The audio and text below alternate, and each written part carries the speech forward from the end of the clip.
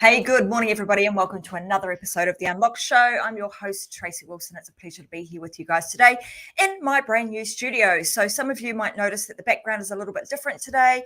I had a huge move over the weekend out of our apartment. Nobody wants to do that ever again, into our new, I'm going to say temporary residence. So I'm going to be coming at you over the next few months from my brand new studio, which you're kind of going to see transform over the next few months, I might say, because right now, little secret, I'm surrounded by boxes, which you would never, ever know that. So welcome to today's show. I want to ask you guys this before we kick in to the content for today, because today's going to be really exciting, particularly if you are somebody who is, I'm going to say, a budding entrepreneur, somebody who wants to kind of kick your 9-to-5 job, you want to start something new, but you want to know how to do it quickly and easily. And you want to know what the secrets are to building a 6-figure business without having to sacrifice a whole heap of your time, your energy, and I'm going to say your sanity in the process. Because lucky for you, I have found the amazing Suzy Crawford, who's here with me on the show today, and she is going to be sharing with you all the secrets that she has. Well, I'm going to be unlocking all of those and getting her to share all of those with us so that you can find out exactly what it was that Suzy did to be able to take what she knew and transition out of her 9-to-5 job at the same time as creating her 6-figure business. And now she's able to do that from the comfort of her own home. She is a mum of 3, and we will say that we might see the kids running around today because they are at home. And she's also been she's an ex-marketing executive with over a decade's worth of experience, including working for Google. And she was the lead marketing and strategy for that global business. So without further ado, I just want to say, hey, a huge big welcome to Suzy. It's fantastic to have you here. And I can't wait to unlock all of the secrets that you've got around how you actually created your own 6-figure business. So welcome to the show. Thank you. Thank you so much, Tracy. I'm super excited to be here. That's awesome. Well, like we said, this is a family-friendly show. So, if little ones happen to walk out and they are busy, running around behind the scenes, then that's totally okay. Because guess what? I mentioned to you before the show that my grandson will probably be turning up. And guess what? Just as we go live, they have turned up and they are actually tapping at my window because I don't think the door's open. So what I'm going to do is I'm going to pop you up onto the big screen. And whilst I allow you to kind of tell everybody a little bit about your background and, kind of how you came to be doing what you're doing now, I'm going to run away just because I can, and I'm going to go and open the door. So I'm going to roll it over to you. Tell our audience how you came to be doing what you're doing today. Okay, sounds good. All right, so hi everyone. My name is Suzy Crawford. I'm really excited to be here. So I always tell everyone, I am a marketer through and through. I've been in marketing now for a decade and a half, so 15 years, and specifically in digital marketing. And if you really think of digital marketing and what it was 15 years ago, that was in its baby stages, in its nascent stages.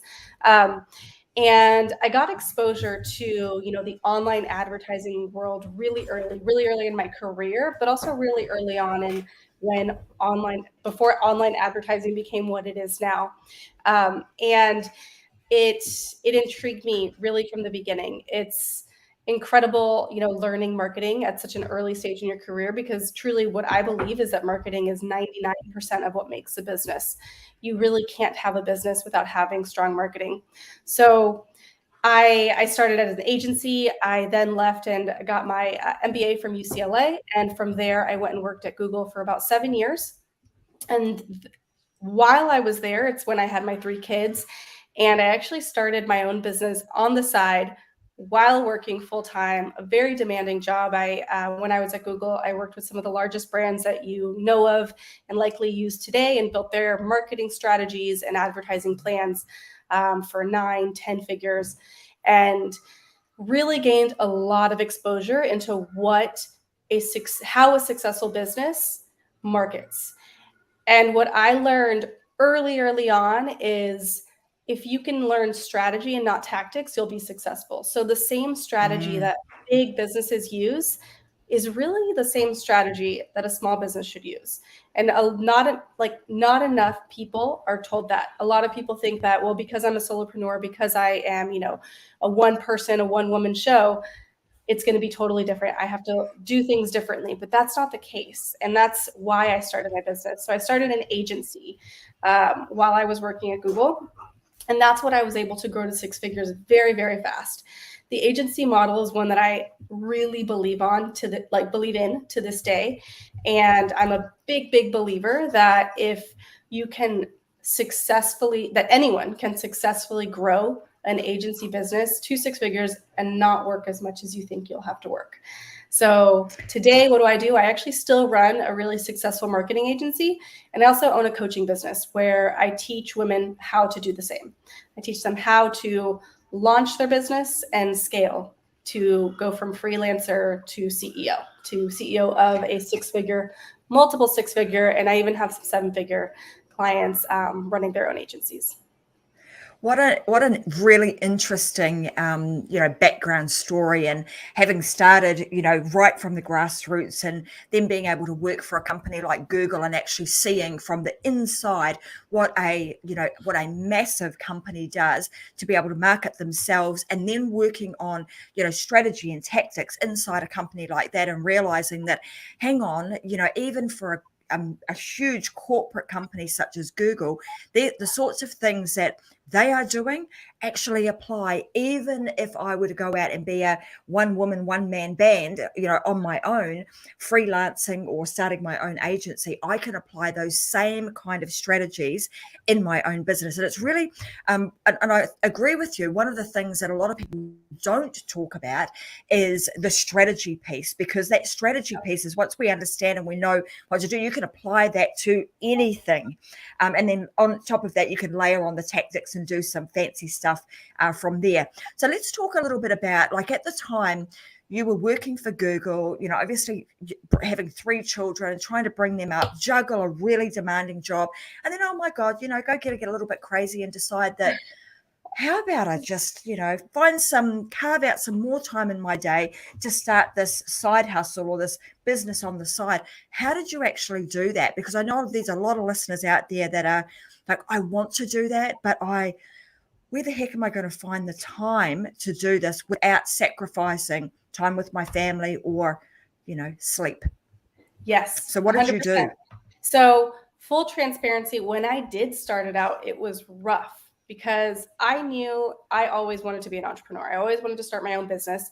And I remember I was on maternity leave, and I'm very fortunate that I got great maternity leave working for a company like Google. So I was like, there's no other time to do it than now, so I'm going to do it. So I did it while I'm on maternity leave, and I did a lot of things wrong. And that's actually why I love teaching people now, because you can collapse time and do everything that I did right and just skip the things that I did wrong. But how did I carve out time? Well, once I figured out what I wanted to do and really go after the agency model and become, a marketing consultant or a marketing agency for small businesses, it really clicked. And the beautiful part about an agency model is that you can hire out support. So you become the face, you become the brand, you become the strategy. And as long as, you keep the guardrails in place and the output is still of your high quality, then everything's okay. So I was able to do it because I still worked until 5. I was with my family until 8 p.m. And then from there I would work. But I put the systems in place that allowed me to not have to work that much and still allowed me to build a book of business, be the face, be the strategy, and then have an implementation team. I'm glad that you've, kept this real and have said, in the early days, because I can totally relate to this. It's messy, right? It's like, things don't always go to plan. You're trial and erroring things, and, you're learning as you go. And as you say, and as you get better and better, if you can put yourself in a position where now you've kind of got this little black book, so to speak, of all the things that went really well, that, when I did this actually happened, and you start compiling all of that, and you create this, let's call it a fast path strategy, that you can then share and teach with other people. It becomes an amazing, blueprint for success, not only for yourself, but for everybody else that you come into contact with. I'm interested because I too, when I left my corporate career, I went down the consulting and agency pathway too. So I'm interested to know, for somebody that's come out of somewhere like Google, why did you choose the agency pathway? Why did you see that as your, I suppose, as the ticket to creating some level of freedom in your life? So I knew I wanted to do something with marketing. Marketing is my passion. I can look at a business and I can tell you like, oh, this is, immediately if somebody's like, my landing page isn't converting, this isn't working, I'll look and I'll be like, oh, well, it's this, and this. I love taking things apart and adjusting the copy, adjusting the content, adjusting whatever it is, and pointing out like how it can work. Little small tweaks with marketing really make a huge difference. So I knew I had that gift, and I knew I wanted to create a business around it. The beauty of the agency model is, one, it's a much easier sell. So it's a much easier sell than, let's say, coaching, for example, because with an agency, you're actually doing work for a business. It's a done for you service. And you're saying, I'm going to come in and I'm going to, do your digital marketing, do your social media, whatever it is that you're selling. Whereas something like coaching can be quite nebulous. So it kind of fell in my lap in the sense that I didn't exactly start my business and say, this is what I'm doing. It was more, I know I want to do marketing. I'm going to put myself out there and see what people are interested in. And immediately it was like, well, we would love for you to just build our strategy and run with it, our marketing strategy, and run with it. And that's kind of how the agency for me just came into play. And I mean, that's interesting, because I think a lot of people kind of fall into it in that sense, don't they? Because you kind of get good at something and then somebody asks you, oh, how did you do that? And then before you know it, you're kind of helping a few people out, usually for free. You're honing in your craft, you're getting a little bit better, you're getting some results for them. And then all of a sudden, oh, heck, I could start charging for this. So I want to say, if somebody's out there and they're listening to this conversation between Suzy and I today, and you're thinking, gosh, I've been asked that, you are probably, I'm going to say, most likely sitting on an opportunity where you can either develop and grow an agency, or you've got something else that you could turn into some kind of consulting or coaching type product that you could start creating a living out of. So what do you think are some of the, like, when we're going down this path, and because obviously even for you, things have progressed, right? You started out with the agency side of things, and now you've got coaching and mentoring and other things that you're doing, Suzy. So what would you say are some of the most common misconceptions that people have about building a successful business and trying to do it in a short period of time? Like, what do you think are some of the biggest misconceptions about that? Yeah, I think there's a few. So one is this really, really big trend that's happening right now that I see people saying, where they're, I forget the word, like multifaceted or multi-passionate, and they're anti-niching down. I think this is one of the biggest problems that a lot of new entrepreneurs are facing. And it all has to do with the fact that people are teaching niching down incorrectly. So a lot of people, when starting their business, they feel like if they have a niche, if they have a target audience, and then they're going to repel others and leave people out, and it'll hurt their chances of getting clients. And that it's a really, really big problem that I see a lot of new entrepreneurs facing.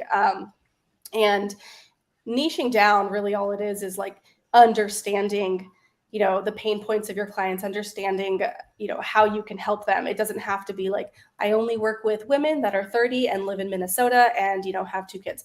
That's not niching down. That's being over specific. So that's the first thing, is like people not wanting to niche down because they are too fearful and not understanding their audience. And when you don't understand your audience, then you don't understand how to sell. And when you don't understand how to sell, you don't have a business.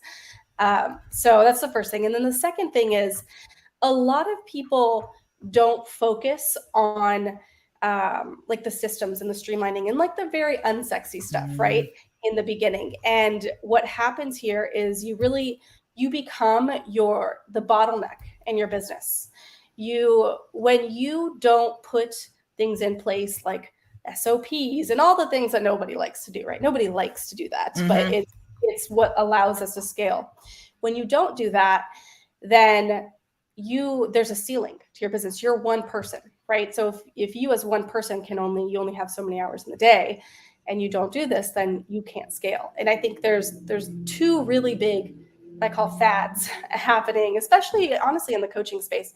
And it's people, being against like strategy, against operations, because it doesn't allow you to be in your flow, but really it's the opposite of an effect.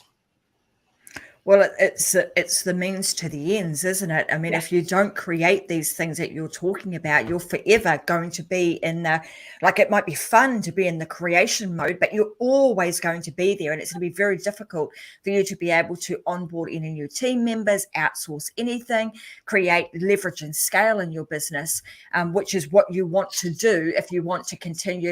You talked about the clients that you've been working with that have got multiple six-figure businesses, seven-figure businesses. All of them will have these systems, processes, and firmly embedded into their businesses. I want to go back to this whole concept of niching, because it's really an interesting thing. Because, like you were saying, the misconception is people don't want to do that because we think that you're leaving money on the table, that I'm going to rule out a whole lot of other people. It's not going to be good for me. But in fact, we're saying it's the actual complete opposite to that. So let's help everybody to understand. So particularly if you're a new entrepreneur and you're like, I've got something that I want to be able to deliver to an audience.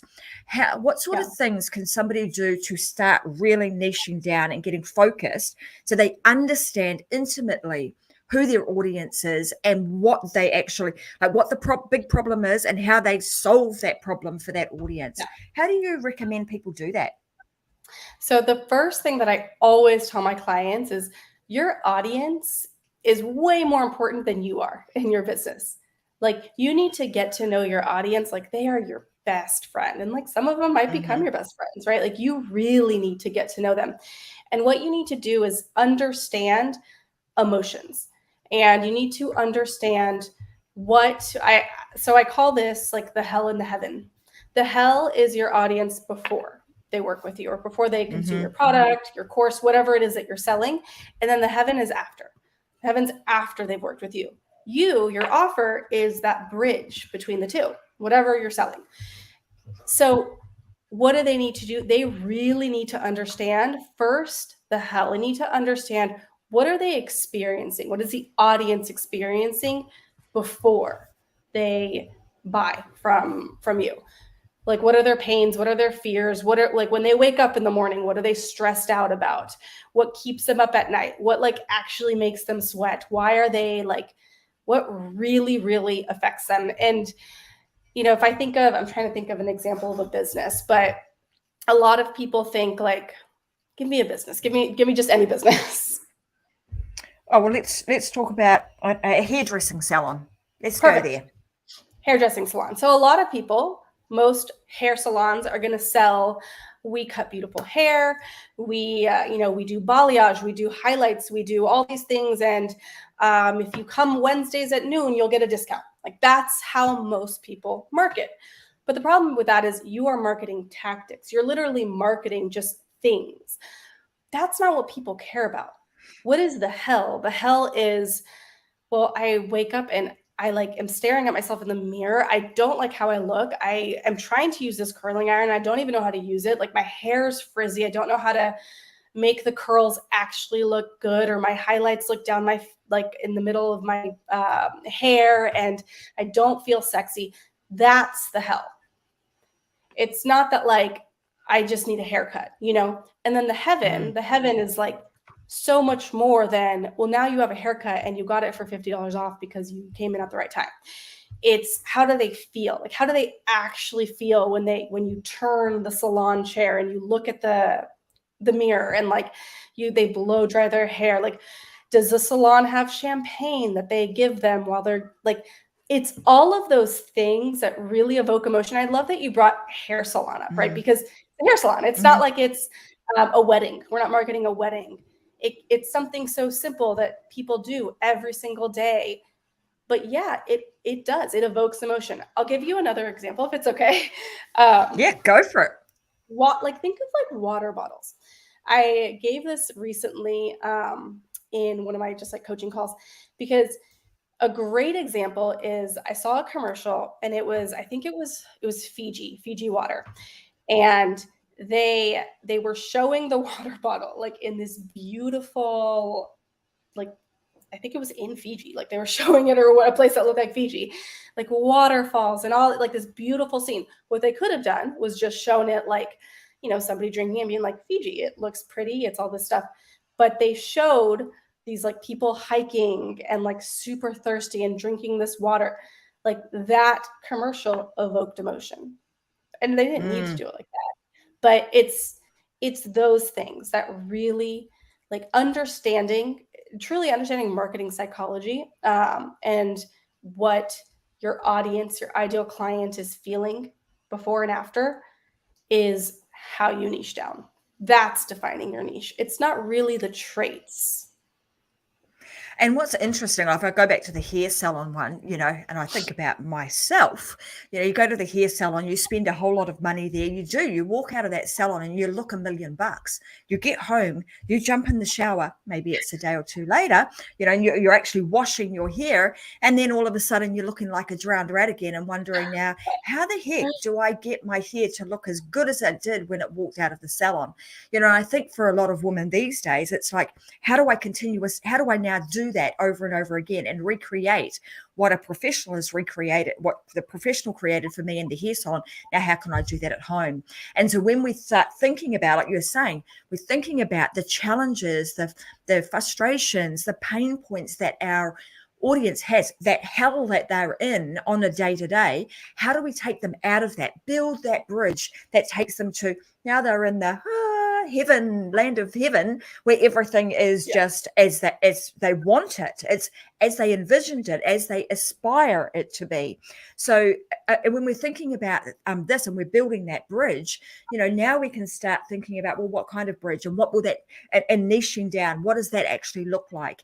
And so it might be that you're creating a hair salon, you're going to be marketing to those busy women who want to be able to recreate their hair over and over and over again, just like you did the moment you walked out of my salon. If that's you, if you want to look like this every single day, then this is a salon you come to. And maybe perhaps part of that salon's offering is actually an education piece that actually teaches them, this is how you do your hair when you go home. Not just now you look beautiful and go home and try and figure this out for yourself. It's like, I'm actually going to teach you. I'm just talking personally for me. I would be like, that'd be so awesome if the hairdresser said to me, right, grab your brush, I'm going to show you how to do this. This is how you do it so that you can get these kind of curls when you walk out from home. And I have never in my 47 years ever had somebody in a hair salon do that. No. So I don't know, you just, if there are a bunch of other women out there like me, perhaps that is a good business, kind of angle that a hairdresser could go down. So we've talked a little bit about niching and how important that is, because then you're speaking to a very specific audience, aren't we? And we're, you're using that messaging as a filtration system, so that you now can filter out all of those that really are not the right type of clientele for you, not the right type of people for you to work in. So it does two things. It attracts and repels, which 100%. Which is an awesome thing to do. Now, the next part that I want to talk about, because you mentioned this, and this has been something that's been dear to my heart for a very long time, which is systems and processes. And it's not always a sexy thing to do, right? Not everyone wants to sit down and kind of write an SOP or a standard operating procedure for something. But it's a necessary. It's one of those things that it's the key that enables you to be set free in over time. So let's talk a little bit about systems and processes. Why to you are they so important? And what are some of the things that you would recommend people do to start building those systems and processes in their business? And where should they start? 100%. So why are they so important? Because without them, you don't have a life-proof business. What I mean by that is we start businesses, or I hope that we start businesses because we want freedom. We want the ability to, one, control our schedule. We want the ability to not be capped by the corporate world. But without systems and processes, you are handcuffed to your business. The business cannot run without you. So if I give the example of the agency that I had, if I didn't have these systems in place, these SOPs created, I wouldn't be able to have brought people in and have them recreate my work and work as I work. They would just kind of be going ham and doing things on their own. But with systems, I can say, like, this is the step these are the steps that you follow in order to be successful. And now by doing that, I'm able to step out and not be in the business 24/7. Because when you're in the business 24/7, your business is not life proof. Your life runs around your business. Your business runs, I don't know what I'm trying, but life proof as in like you have a life. And then, so honestly, it doesn't have to be as difficult as people make it out to be. Like, systems can literally be like recordings of how you do certain things. There's so many things these days that really simplify these. Like, there's a Otter AI that transcript software that records everything that you do. So, when I was creating systems, I feel like 7 years ago, it was not that, like, that stuff didn't exist. And there's so much now, like Chat GPT, like all these things that really make it easier. So I can't even imagine what it's going to be like in a year, but it doesn't have to be this like super fancy thing that you buy like $1,000 worth of software for. It can literally just be on a Google Doc where you write out everything that you do, so that if you were to, get sick one day, go on vacation, go on just a random trip, there could be somebody to step in and help. That's what absolutely.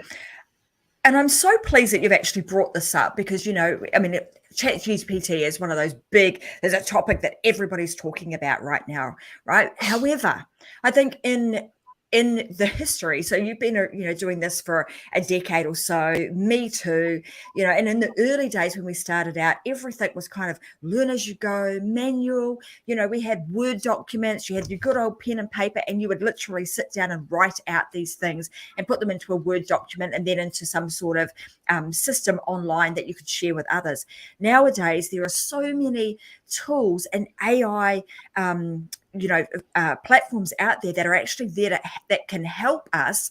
Now, those really, I'm going to say it's like taking a hand tool, and we now have power tools that we can use in our industry to really help us to supercharge, but also fast forward our success, because the speed of us being able to create things now has just been increased tenfold. So I love the fact that you've actually brought that up. And I think, and what I want us to say to your point was, like, we're trying to get to kind of the business. We want to create a business that actually fuels our life. We don't want to create a business that consumes our life.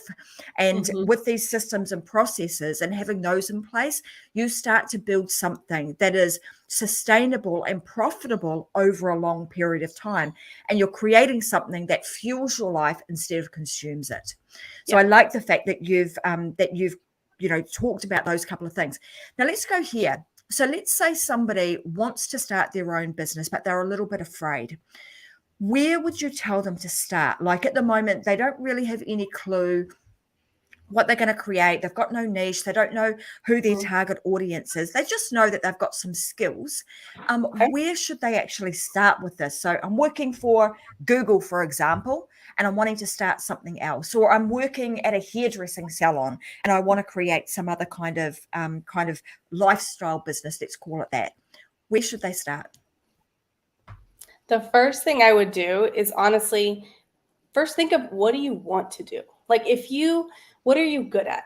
What do people ask you for help with? What do people come to you for? It could be something as simple as relationship advice, dating advice. What do you love talking about?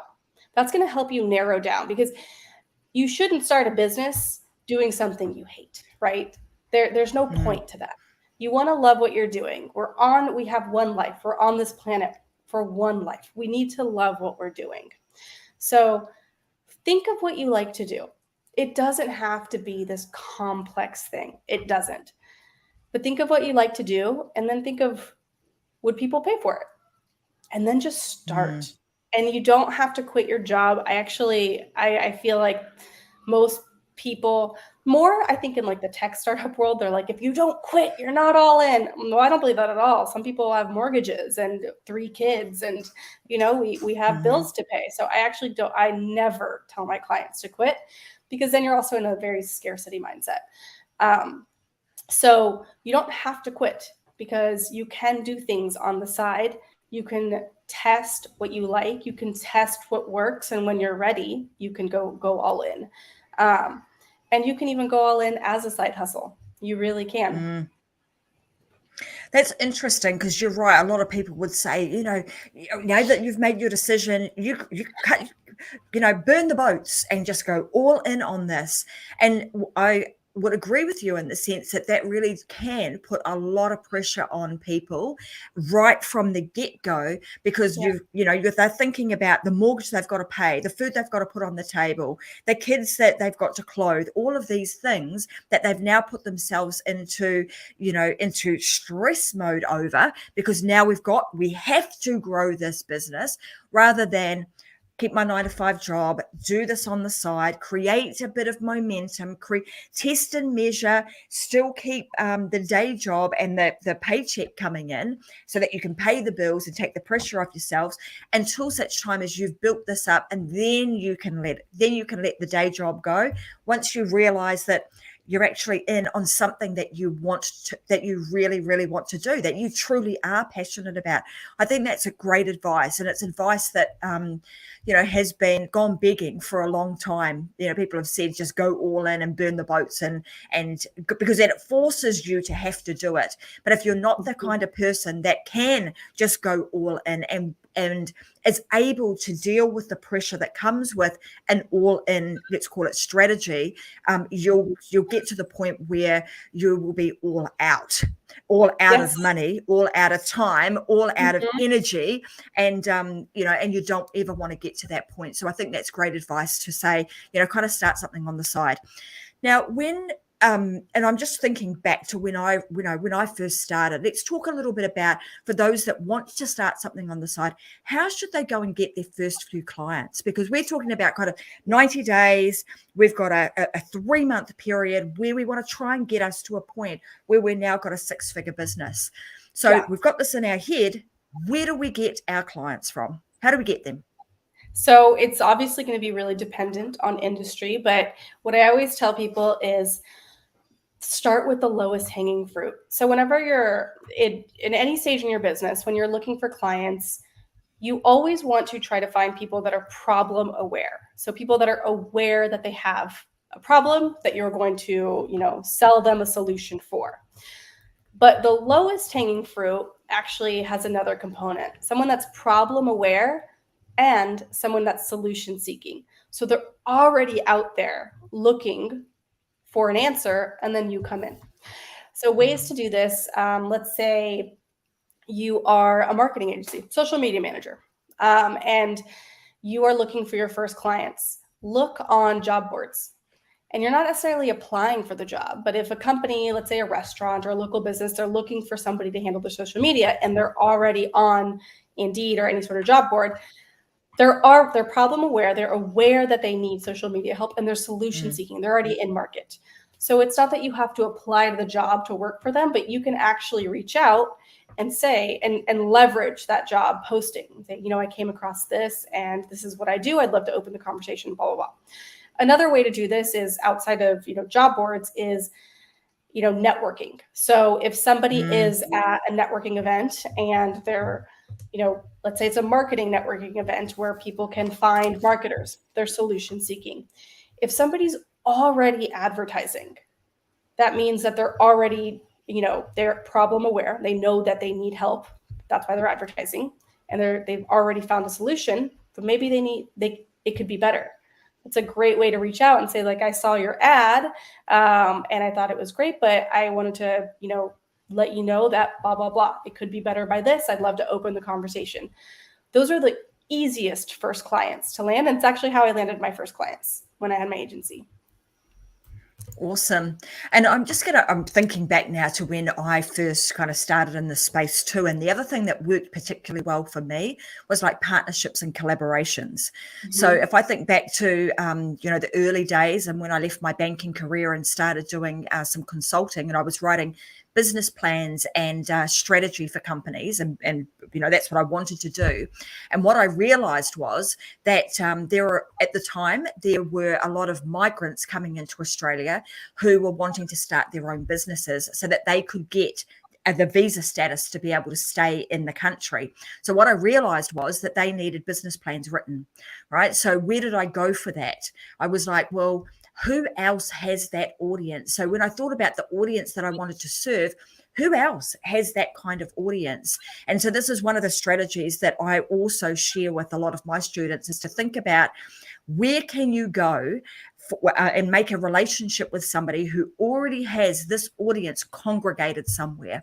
And so if I thought about, the sense that I was creating business plans, who has clients that required business plan writing? It was accountants, it was immigration lawyers, it was, those kinds of people. And so what I started doing was reaching out to them. And as I got one, they started then sharing my name with other accountants, with other lawyers, et cetera, et cetera. And before I knew it, I became the go-to person to write business plans specifically for immigration purposes.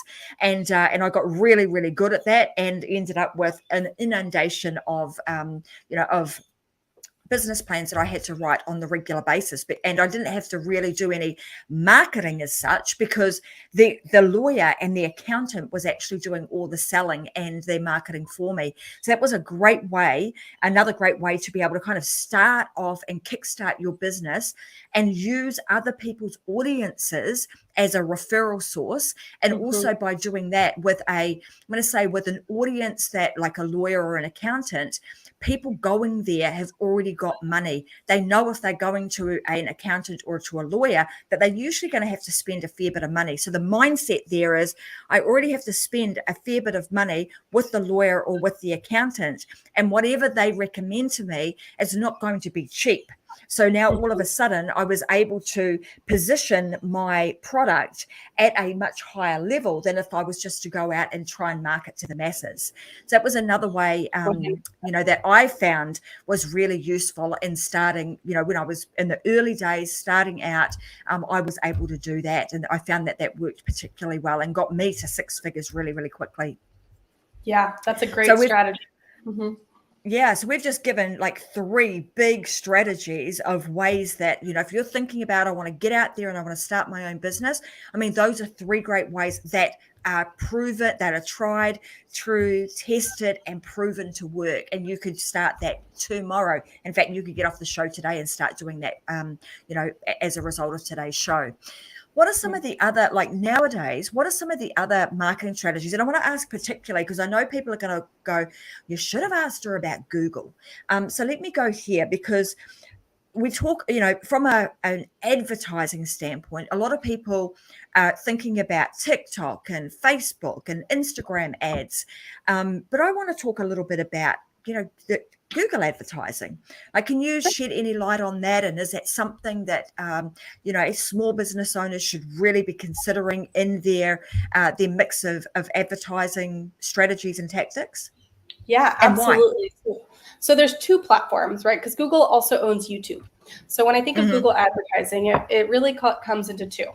There's multiple outside of the 2. There's way more. There's the Google Display Network, lots of other types of advertising, but I'll focus on the 2. So Google Search, which most people obviously know what they are, Google Search ads, and then there's YouTube advertising.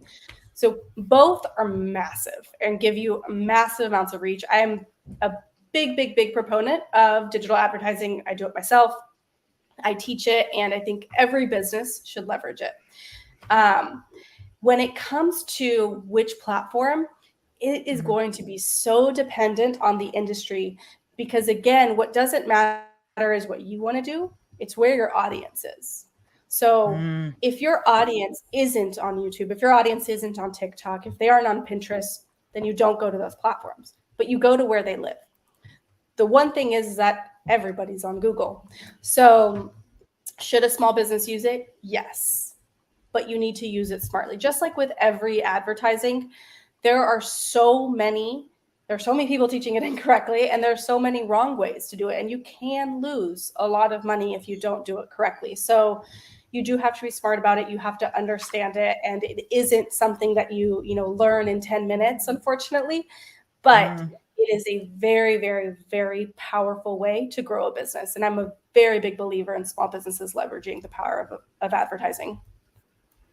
So if we were to give people, say, just 3 things that they could do, and I mean, I think that point that you made around, you have to understand where your audience is living. Like, there's no point in doing Google ads or TikTok ads if your audience is not there. If your audience is hanging out over on LinkedIn, you want to be leveraging that platform so that you can reach the audience where they're at. Right. So it's the same with anything that we do in life in terms of marketing. If you're teaching somebody something, you've got to meet people where they're at. So that would be the first thing that I want to echo with what you're saying, is just really understand where your people are. And those are the platforms that you would want to focus on. It's not a scattergun and I've got to be, everywhere kind of approach, because you will burn through a lot of money and get very, very disheartened if you take that approach. So if we were to just give people 3 things that they could do in terms of, helping them to understand maybe the platforms that they should be on, what would be our like 3 first steps that they should take? For paid advertising or for anything? Yeah. For paid Let's advertising? go paid advertising. Yeah. The 3 platforms you should be on. Ooh, okay. So I think Facebook, Instagram, and YouTube. I think the power of video is huge. So I would go with those. Or if we're combining Facebook and Instagram, then I would say Facebook and Instagram, YouTube and Google. And Google. Wow. Okay. I'm really pleased that you said video, because, I, as you can tell, I'm a huge advocate of video. I think that is the thing to do, because of the fact that you're able to turn this one thing into so many other pieces of content. It's not even funny. It's probably the most powerful type of advertising that you can do, is to create yourself some videos. Okay, so now we've said Facebook. Let's just say Facebook and Instagram being one, YouTube and also Google. Let's go to Google, because because that's kind of been your background. What would you suggest people do on Google? The power that Google has, Google advertising, like search ads, the power that it has is you're capturing someone that is actively seeking in the moment. And I preface this with, when I'm running ads for clients, I run them across multiple platforms, not just Google. So I also very much believe in Facebook, obviously, and Instagram ads. That said, if someone is actually searching, orthodontist in my area, they are clearly in market. It is a very bottom of funnel, lean forward search. So that is so powerful, as opposed to, and while this is also powerful, it's just a different part of the funnel, but seeing an ad on, the Facebook feed that just happens to be of an orthodontist. I may not be in market. I may not even ever need braces. So there's a lot of power to capturing someone really in the moment. They're in market for that. And that's what Google search has. Yeah, and I suppose that comes back to, your comments earlier around, where that niche, and where the fact that they are problem aware and they are solution seeking. So that I've got a problem. What am I going to do? I'm going to go Google it. And that's become that's what people do. We go Google whatever it is that we're looking for, and I'm now seeking the solution to the problem that I have. And if utilizing those Google ads to be able to bring them up at front and center, so that people can actually see that, hey, Suzy Crawford is probably the person I need to go to if I want to learn about XYZ. So utilizing that, I think, is extremely important. Okay, well, let's kind of, before we wrap up today's show, I know that there's a number of things that you do, Suzy, in terms of helping small business owners, and in particular women. So there's a couple of places. I know you've got a few things going on, but do you want to tell everybody a little bit about where they can find more about you? So if they've enjoyed today's conversation, where's the best place to go to hang out with you and learn more about what you do? And then secondly, what would be the best thing that they could they could do or join as part of either a service or a service that you have that is going to help them to accelerate their success? Yeah. So the number one place that I hang out is my Instagram. So my handle is It's Suzy Crawford, ITS Suzy Crawford. And honestly, that's where most people find me. That's where a lot of my agency clients find me. A lot of people that just want help with marketing, help building their brand, help with advertising will find me there, and we start a conversation. I'm really all about human connection, talking, getting to know you. I'm less about like, go to my site and fill out a form. You can do that too, but I just really like talking to people and knowing who I'm, potentially going to work with. So that's the best place to get a hold of me. And I'm a very open book, and there's no like a robot behind, in the DMs. It's me. So that's where they can get to know me. I also obviously have my site, suzycrawford.com, and you can find out about my programs on there as well. Beautiful. Well, thanks so much, Suzy. So guys, a couple of those places, head on over to Instagram, make sure that you connect with Suzy there. And you can also head on over to suzycrawford.com. And on that site, she's got a whole bunch of things that you can opt into if you would like extra support from Suzy, or like she said, just reach out to her, DM her. She will respond to you. She's a real person, no robots behind the Suzy Crawford brand. So go and have a chat with her and just see if there's something that she is able to do to help you either start or grow your business. If you're starting from scratch, how do you get to six figures really, really quickly? And if you're already there, well, how do you get to the next level, multiple six figures and even to seven figures? Suzy's the lady that you need to have a bit of a chat with. So I want to say a huge big thank you to you today, Suzy, for being such an amazing guest and sharing your expertise and talents. Your children have been super well behaved. They haven't been running around the background or yeah, you'll just say, good job, hubby. He did a great job in keeping them nice and quiet. Not that it would have mattered. But I want to say thank you very much for being here. It's been a pleasure to have you on the show, sharing all of your expertise and knowledge. And I just want to recap a couple of things because I think these are super important. I think in today's day and age, I'm thinking about particularly for those that are here, in my home country now, which is I live here in Australia. Things are tough for a lot of people. The cost of living, etc., are rising. So people are always looking for different ways to be able to make some kind of income. There are a myriad of different ways that you can do that. Suzy and I have talked through a few of those today. Consulting, agencies done for you style of work. And if you want to learn how to become a coach and a mentor, well, you can get hold of me and we can chat a little bit further about how we do that. But there's a lot of different ways that you can start, some kind of, for want of a better word, a side hustle, but a hustle without the hustle and grind, just something on the side that brings you some extra income that enables you to eventually transition out of your 9-to-5 job if that's something you want to do. If it's not and you want to keep the both of them, well, hey, that's great too. So I just wanted to let you guys know that there are options for you and that you can reach out to either Suzy or I, and we would be more than happy to help you in whatever that journey looks like for you. So other than that, I want to say a huge big thank you to all of our listeners that join in. If you found today's show helpful for you, then share this with a friend. That is the best thing you can do, is to make sure that the information that Suzy and I are sharing and all of our other guests that are on the Unlock show, that you actually share it with other people, because I promise you, if you enjoyed it and you just found one little thing out of today's show, then sure enough, somebody else is going to find it just as valuable. So make sure that you share away. And if you prefer to listen to the podcast version of this, you can find the Unlock show on all the major podcasting platforms. So go and find us on all of those and download and, add us to your playlist and start listening every single week, because we go live every Wednesday at 10 a.m. Brisbane time. So other than that, guys, I want to say go and live your life unlocked, because there is just no other way. Thanks for tuning in, and thanks very much, Suzy. We'll see you again soon. Bye, guys. Thank you.